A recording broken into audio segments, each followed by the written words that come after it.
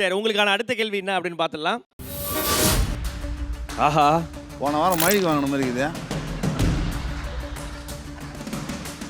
Okay. கணவர்கள் மனைவியிடம் எதற்காகலாம் அடி வாங்குவார்கள் அப்படின்றத நீங்க உங்க டீம் சொல்ல போறாங்க.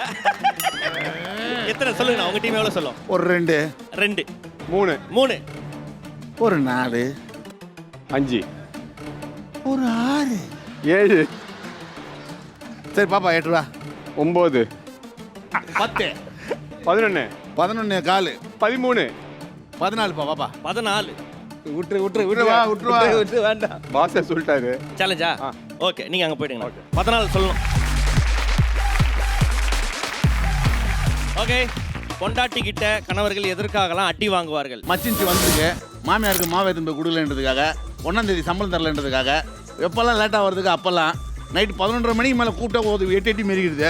அதுக்கப்புறம் காலையில் ஏந்து தண்ணி பிடிக்கலன்னா அடிக்கிறது. அதுக்கப்புறம் மச்சான் வந்தானா அவனுக்கு ஏன் குழந்தை மூஞ்சி கொத்து பேசலன்றதுக்கு அடிக்கிறது. நான் அதுக்கப்புறம் குஷ்டு வந்து அடிக்கிறது. குஷ்டு நான் எங்க வந்தேன்? இல்ல குஷ்டு வந்து அடிக்கிறது. குஷ்டு நீ வந்து அடிக்கிறது. குஷ்டு நீ வந்து அடிக்கிறது. பக்கத்து வீட்டு ஆண்டியை நோட் பண்ணினே இருந்தா அடிக்கிறது. எதிர் வீட்டு கல்யாணத்துக்கு சொல்லாம போனா அது அடிக்கிறது. ஆமா, மச்சானுக்கு மொய் கம்மியா வச்சு அடிக்கிறது. நகை வாங்கி கொடுக்கணும் அது அடிக்கிறது.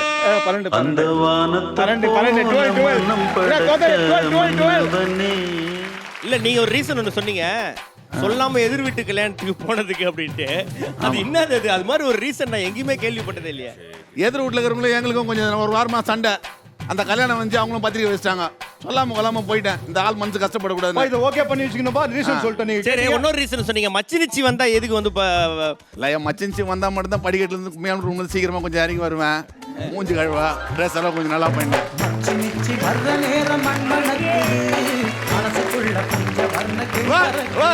பாட்டு போட்டது எப்படி குஷி ஏறுது பார்.